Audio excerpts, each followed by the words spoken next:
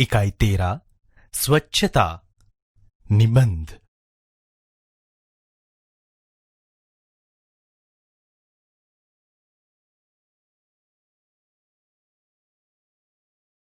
इकाई को सुनिए।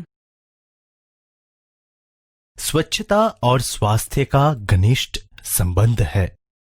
स्वच्छता के अभाव में गंदगी फैलती है।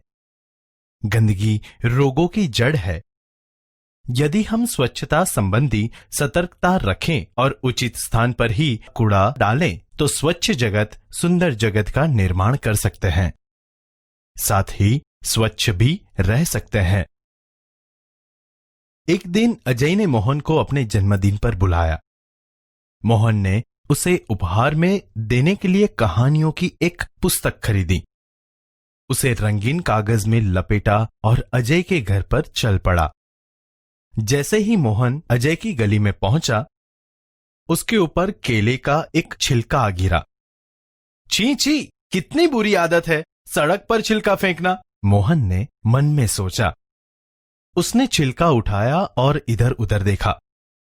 कुछ दूरी पर उसे एक कूड़ादान दिखाई दिया। उसने छिलका उसमें डाल दिया। बहुत सा कूड़ा कूड़ेदान के बाहर फैला हुआ था। वहां मक्खियां भिनक रही थी और चारों ओर गंदगी फैली हुई थी। कुछ और आगे बढ़ा तो मोहन को बड़ी बदबू आई। उसने देखा, नालियों में कूड़े के कारण पानी रुका हुआ है। इसी पानी से बदबू आ रही है। मोहन नाक पर रुमाल रखे अजय के घर पहुंचा। वहां अजय के और भी कई मित्र आए थे। अजय ने मोहन को अपनी मां और पिताजी से मिलाया। अजय की दादी जो बीमार थीं, मोहन उनसे भी मिला।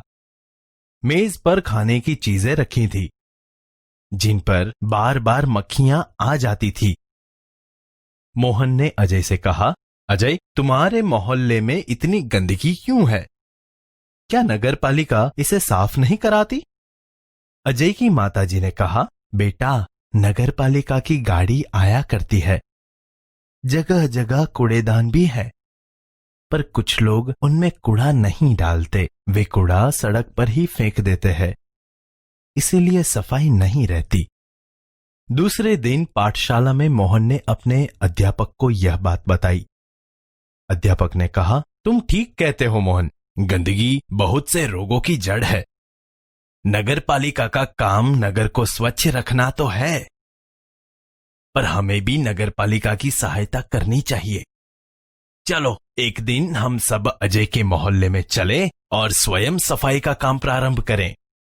रविवार के दिन सभी अजय के मोहल्ले में गए। एक एक टोकरी और झाड़ू थे।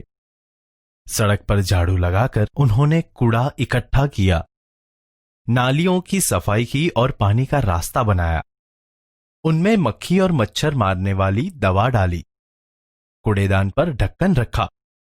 मोहल्ले में रहने वाले सभी लोग बाहर निकल आए और उन्हें देखने लगे। बच्चों में बहुत उत्साह था। देखते ही देखते पूरा मोहल्ला स्वच्छ हो गया।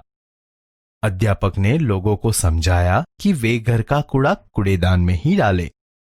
वे घर के आसपास सफाई रखें, क्योंकि गंदगी से रोग फैलते हैं।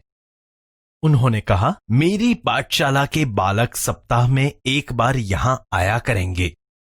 वे आपके मोहल्ले को साफ करेंगे। आप भी इस काम में इनकी सहायता करें। एक व्यक्ति ने आगे बढ़कर कहा, नहीं नहीं, इन बच्चों को आने की कोई आवश्यकता नहीं। हम लोग स्वयं ही अपने मोहल्ले को स्वच्छ रखेंगे। अब आप इसे हमेशा साफ सुथरा पाएंगे।